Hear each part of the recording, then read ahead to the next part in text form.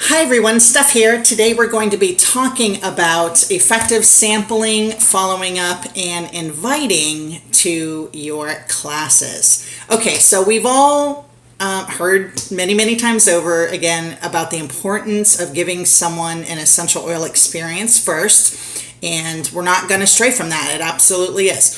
So there are some different ways that we can effectively sample. One of which is to always make sure we have samples with us, right?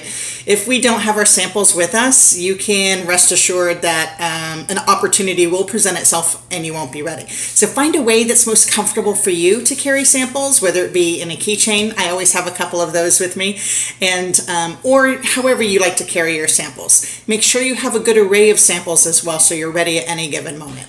All right, so when we're talking to our friends or someone at the grocery store or another dance mom or dad, I think the important thing is to establish a rapport with that person first, right? So I'm not very good at sampling strangers, though some people are. I have some people on my team who are really good at that, but I'm not really good at that. So I prefer to establish some sort of relationship first, and sometimes I know this person already anyway, but I continue to build that rapport through connecting, whether it be about family or kids or school or work, whatever it is. So that way there's a nice solid foundation for sampling.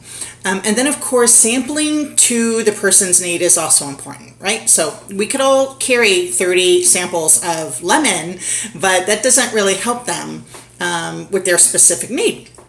So we always want to find out, and inevitably in conversation it comes up something about their health, whether it be sleep or allergies or asthma or headaches or whatever it is. So we always sample so we can get the direct therapeutic benefit for their particular need, right? No sense in sampling peppermint to someone who has sleep issues, right? So we always want to sample to the need.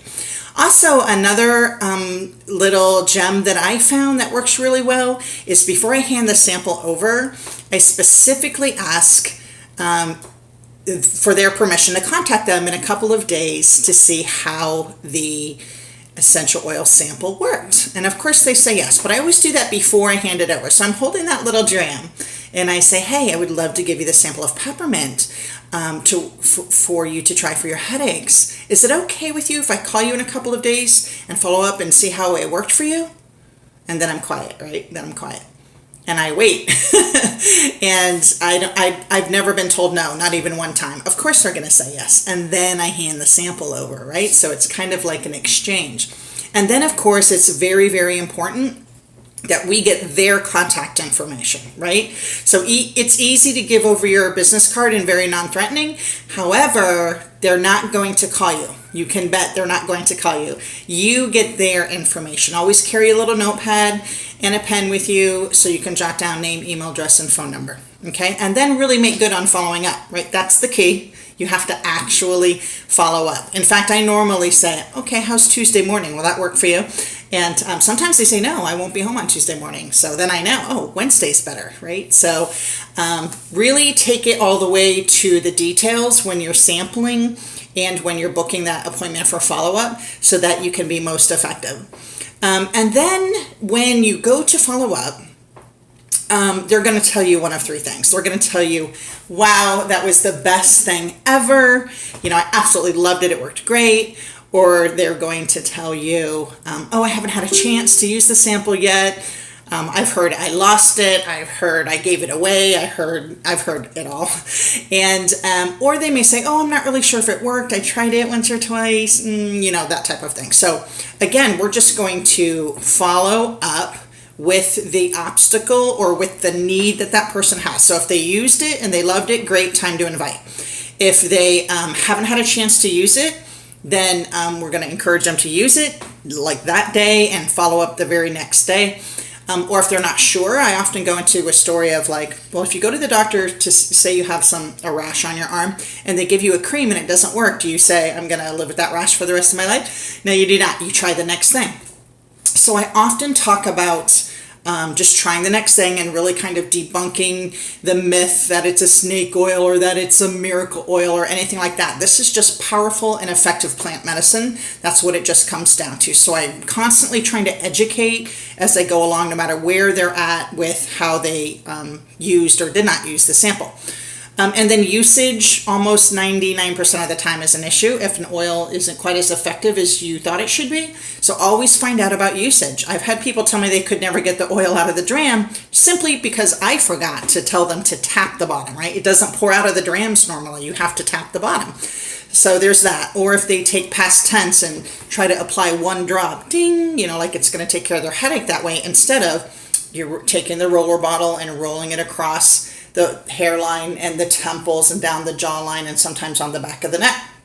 I spend a lot of time teaching people how to utilize past tense properly, especially if you give it away in a sample, because it's not the roller. So you have to tell them to tap 3 or 4 drops and to actually apply it the same way you would the roller bottle. I often tell them, this actually comes in a roller bottle, so this is how it should be applied. So you have to find out not only if they use the sample, but how and how it worked and why it may or may not have, and then fix it from there. And then you have a much better idea, or I should say a much better end result with getting them to a class after that. So I always have 2 options for a class. So they, if they can't make it to one, then they can certainly make it to the next one usually, and sometimes they can't, and then they just go on the rotation to follow up for the next set of invitations for the next classes. I always have 2, so they have that option. Normally I do 1 weeknight and 1 weekend, and sometimes I just do 2 weeknights. It just depends. And again, if they can't make it to a class, I offer a one-on-one appointment as well, especially after you get an effect from the sample. They definitely want to learn more. That's why it's important to be effective in your sampling first, because once you really help them with their sleep issue or their headache or whatever, they're going to want to learn more, right? So then I always have the 2 class times available for them to choose from. And then I also follow up on the invite. So I normally invite about 7 to 10 days ahead of time. And then I normally follow up about a week ahead of time, just with a reminder about the class. And then the night before with I can't wait to see you. Nothing pressure, nothing, pushy, just like, hey, I can't wait to see you tomorrow. And I mean it, right? From my heart. That's important. And then I used to be very oil snobby when I first started, and which was about 3 years ago. And I used to never offer incentives. I really thought the education was the value enough. I didn't put out a lot of food. This was an educational workshop. And even though they were very fun and dynamic, I just didn't do a lot of those extras. Well, guess what? That's out the window. Everybody loves a snack and everybody loves a giveaway. Even me, right? Even us in higher ranks. So I took the advice of some kind of training I got one time where they told me to send out a text message to everyone saying, for everyone who's on time to class tonight will receive a free gift, right? May sound a little cheesy, but let me tell you, across the board, it works. And let me tell you, if someone walks in 1 minute late, the whole place is roaring because they know that they missed the prize. Do I normally withhold the prize from that person? Admittedly, no. But they normally get there. So don't be afraid to incentivize just showing up on time. Because it makes it fun and it gives them a reason to really push their schedule and get there on time, and it helps your class go a lot better as well, along with incentives in class as well. And nobody ever said no to a snack, so that's okay as well. So just sampling is and inviting and following up, those are all great concepts, but not if you don't do them effectively. So sample effectively to the person's need so you can help them overcome the need. Follow up to make sure they actually got a therapeutic benefit, and troubleshoot why if they did not. Then effectively invite them to a class by giving them multiple options, following up as well, reminding and offering an incentive if you can. Get with your upline. Maybe they can help you if you don't have something you can offer them.